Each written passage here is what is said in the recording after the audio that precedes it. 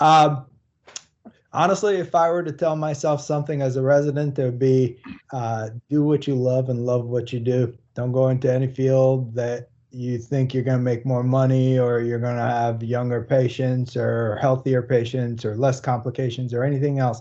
Just do what you love and you'll end up loving what you do.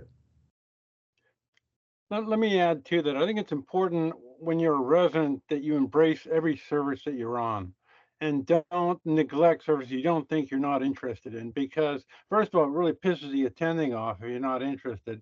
And second of all, there's a lot to appreciate. And I can tell you after 30 years of being a foot and ankle guy, there's still, I pick up spine stuff all the time. And don't underestimate the important learning everything. Mhm.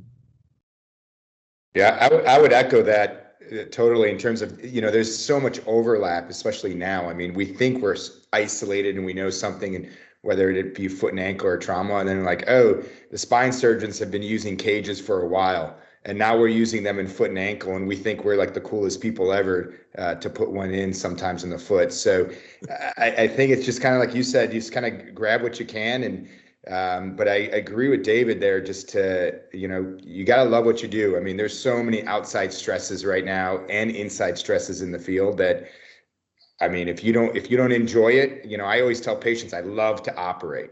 And I tell them that. And I think if you don't love to operate, you're probably in the wrong field. Yeah. No, I would definitely agree with all those. And I think one of the things I would probably say is it's worth it in the end. I mean, you go through, 4 years of medical school, 5 years of residency, plus or minus a fellowship. And some of those days are longer than you've ever had in your entire life. You're coming home to someone or a family or friends that you don't see as much as that you want, or that as much as you want.